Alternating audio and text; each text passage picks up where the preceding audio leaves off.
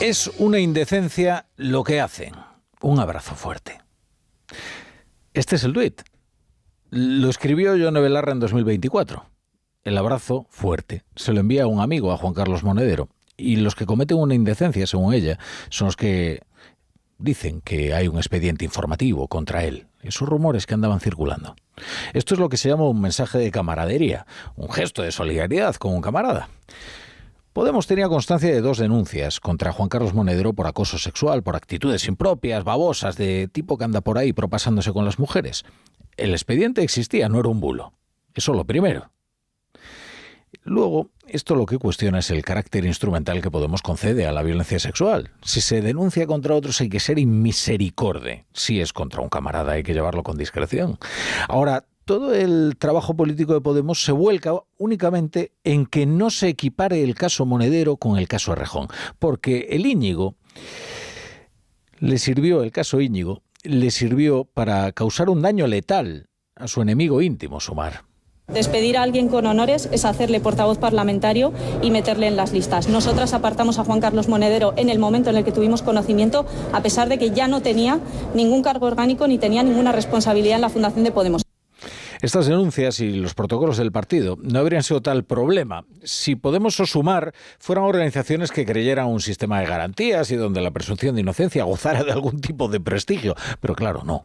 De ahí la ansiedad con la que Belarra trata de imponer una versión falsa, según la cual habrían cortado de raíz cualquier participación de Juan Carlos Monedero en la vida orgánica de Podemos en cuanto se recibió la primera denuncia. A Juan Carlos Monedero, a partir de esos testimonios, se le dejó de convocar a todas las actividades públicas y privadas del partido. Compañeros, compañeras, que no os subís aquí. Rafa Mayoral, Juan Carlos Monedero. La brújula. Con La Torre. Bienvenidos a La Brújula. Si se incorporan a esta hora a la sintonía de Onda Cero, ¿saben lo que pasa? Que Podemos y Sumar y Podemos, sí consideran que hay denuncias falsas. Al menos cuando afectan a activos de su partido y siempre que puedan mantenerlas en secreto. Porque hasta que ABC hizo público un audio en el que se hablaba de los baboseos de Monedero, la discreción era absoluta. Hoy no, hoy ya se han lanzado sobre la presa y, bueno, la programación de Canal Red es un espectáculo, pero menudo despliegue.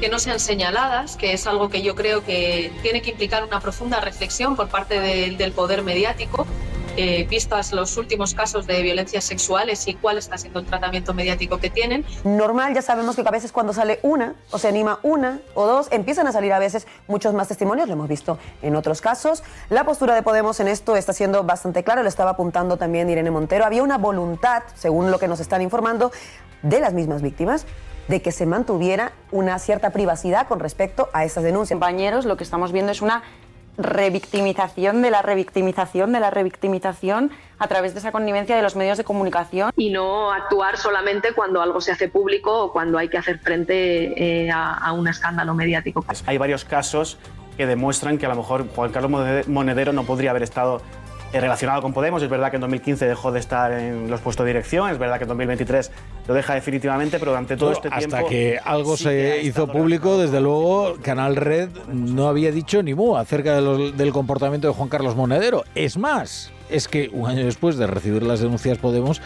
Juan Carlos Monedero seguía teniendo ahí su programa, En la Frontera, ese programa tan embarazoso, ¿no? Ahora son todo justificaciones. Podrían decir, oiga, cuando se recibe una denuncia hay que actuar con la debida cautela, hay que proceder preservando las garantías. Pero ¿cómo van a decir eso si ellos se han presentado y se han comportado como un comité de salud pública, que además niegan que exista la denuncia falsa y, desde luego, la presunción de inocencia en este tipo de casos? Hoy solo les queda justificar por qué han encubierto hasta hoy al camarada Monedero y por qué le han prestado el altavoz de un medio como Canal Red, que hoy hace sí un despliegue sensacional con el asunto, pero que aún conservaba su programa En la Frontera hasta un año después de que se recibieran las denuncias. Les decía que es un programa, hombre, de factura un tanto embarazosa, ¿no? Producía un cierto sonrojo en el espectador por el desempeño ridículo de su presentador. Hoy depara aún más bochorno cuando se rescatan algunos viejos pasajes. Evitaríamos muchos casos como el de la manada si desde niños dejáramos bien claro que cuando una mujer dice no, está diciendo no. Está diciendo no, se lo está explicando a los demás, no se lo está diciendo a sí mismo. Esto se ha convertido, el caso Monedero, igual que el caso de Errejón, Esos son casos que se van lanzando de un lado a otro de la trinchera. Saben ustedes que en la escala de hostilidad de los partidos está el adversario, el enemigo y luego el disidente. El disidente, eso sí que es. Y esto se ha convertido en una guerra política por la hegemonía de la extrema izquierda. Lo cierto es que la raíz de ambos partidos es la misma. Esa tríada de profesores de Somosaguas conformada por Íñigo Errejón, por Juan Carlos Monedero y en el vértice Pablo Iglesias. Hoy el interés de Irene Montero aún sigue siendo atacar a Sumar. Nosotras hemos actuado cuando hemos conocido los testimonios de las víctimas. Nosotras hemos actuado para garantizar que la organización es un lugar seguro y no para hacer frente a ningún escándalo mediático. Y hemos actuado también respetando la voluntad de las víctimas, que en todo momento nos transmitieron que no querían ser expuestas ni señaladas y que querían que se actuase en el ámbito interno. Bueno, ya ven cómo están las cosas. Pero sería un error llevarlo únicamente esto al terreno partitocrático, y a las luchas de poder dentro de las facciones distintas de la izquierda, ¿no? Bueno, esto son cosas del partido, cómo bullen, ¿no? Y los grupos de WhatsApp, los de Telegram, cómo bullen las redes sociales, cómo se van posicionando unos y otros, cómo tratan de sacar provecho unos, de sacudirse la culpa a otros, de atribuírsela a los demás. Pero oiga, es que aquí hay una denuncia que no ha sido interpuesta en los órganos de ningún partido, sino de una universidad como la Complutense, donde Juan Carlos Monedero es profesor. Es una alumna que ha denunciado pues actitudes impropias. No sabemos calificarlas porque efectivamente el expediente todavía es secreto y está en fase de investigación, con lo cual se trató de un expediente confidencial, pero que confirmaba la Universidad Complutense que está abierto contra Juan Carlos Monedero y que había sido puesto en conocimiento de la universidad esta denuncia pues por una alumna de este profesor de Ciencias Políticas que es Monedero. Miren, hoy le han preguntado a Yolanda Díaz. Ya saben que a Díaz la acusaban sus excompañeros de Podemos de haber transigido y de haber ocultado las perversiones de Íñigo Errejón. ¿Con qué gravedad la acusaba en el programa 59 segundos de Televisión Española Pablo Iglesias el mismo día que dimitió Íñigo Errejón y se conoció su caso? Bien, ahora lo que dicen en Sumar es que, bueno, que Podemos, estos son casos de Podemos, que a ellos desde luego no les afectan. Pero Podemos trata todavía de sacar tajada, ¿no? O sea, lo que dicen en Podemos es: no hicieron portavoz parlamentario a Monedero, no lo hicimos. Y el cargo que ocupaba era únicamente el de presentador de Canal Red. Es decir, actuamos completamente de forma distinta a como lo hicieron nuestros excompañeros de Sumar. Bueno, la guerra interna, ya saben.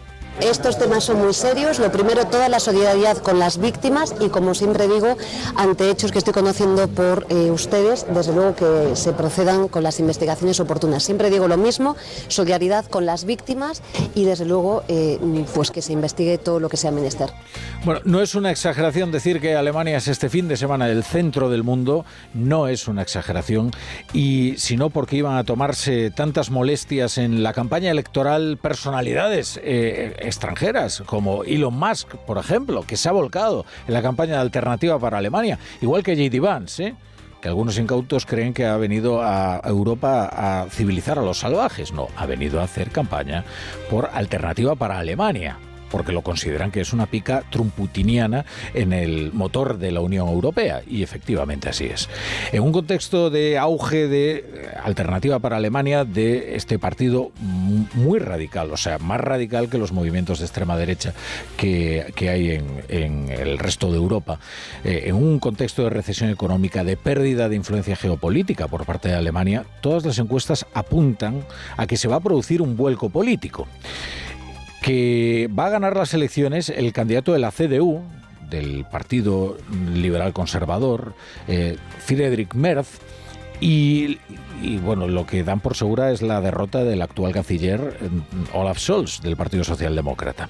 Ahora, lo que habrá que ver es, entre medias, con qué apoyo ciudadano queda este Alternativa para Alemania, que ha sido uno de los aliados de Putin en Europa. El líder conservador Merz necesitaría al menos un socio para poder gobernar, con lo cual también va a tener que tomar una decisión respecto de las alianzas que se forjen tras la noche electoral. Y se dirigía a Olaf Scholz en estos últimos días de campaña y a cuenta de lo que ha sido el gran asunto, que es el de la inmigración. Como no resolvamos estos dos problemas, entonces tú, nosotros y todos los partidos democráticos del centro político alemán no nos enfrentaremos a un mero cambio en las elecciones federales del 2029, sino que nos deslizaremos hacia el populismo de derechas para siempre. Y estoy aquí para evitar eso. Bueno, y por cierto, llegan ecos siniestros de la reunión de la CEPAC, que es esa parada de los monstruos que se celebra en Maryland y que reúne a la derecha trumputiniana. Ahí es donde Santiago Abascal confirmaba el sometimiento de Vox al trumpismo. Sean cuales sean ya luego los aranceles, ¿no?, con los que va a castigar Trump al campo español, que eso da igual, ¿no? También se suma Abascal a la teoría alucinada y de complicidad criminal de que esta guerra es culpa de todos menos de Putin. Bueno, ha llegado a echar la culpa fijo de la invasión Santiago Abascal. Bueno, en esto de la CEPAC el deslizamiento clown de la cita era bastante llamativa ya, pero ha ocurrido algo que ha terminado de reventar el acto. ¿Se acuerdan ustedes de Steve Bannon? Steve Bannon gozó de una gran fama. Bueno, era el Elon Musk del primer mandato de Donald Trump. El primer escudero, el primer lugarteniente de Donald Trump, el inspirador intelectual del trumpismo, el hombre que reuniría a todos los movimientos ultras en torno de una internacional. Bien, pues Steve Bannon se subió al escenario de la CEPAC y ocurría esto. The only way that they win is we retreat, and we're not going to retreat, we're not going to surrender, we're not going to quit. Fight, fight, fight. Y aquí lo importante no es lo que dice, a pesar de la vehemencia con la que lo dice, fight, fight, fight. No, lo importante es que lo acompañó de un saludo nazi. Y esto ha causado pues el justo escándalo. El día que deje de escandalizar un saludo nazi, ese día será el verdaderamente preocupante. Pero no ha escandalizado a la gente. En fin, digamos, es que estos son cosas, son escrúpulos progres. No, Jordan Bardella, que es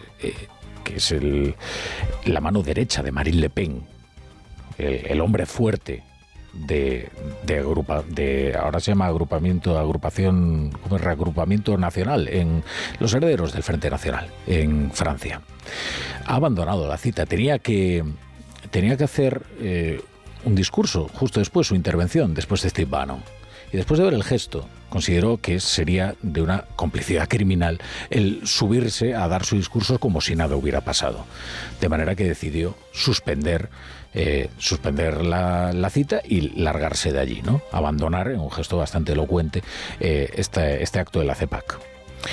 Ya les digo, Jordan Bardella, la mano derecha de Marine Le Pen, que ha recibido una respuesta muy contundente por parte de Steve Bannon, que en lugar de hacer pues una cierta contrición, directamente se revuelve y dice que es un crío, Jordan Bardella, que es un mierda, que es indigno de gobernar Francia y un cobarde.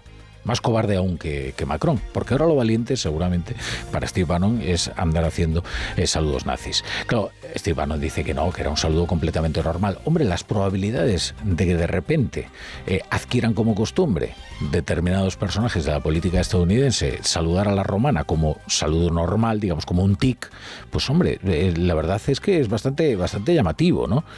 Y ya les digo que esto no es una cuestión de que es que el New York Times, que está feroz, está enfurecido por la victoria de Donald Trump, se dedica a inventarse. No, esto es Jordan Bardella, que ya le ha entrado el escrúpulo y considera que esas compañías son demasiado hasta para él.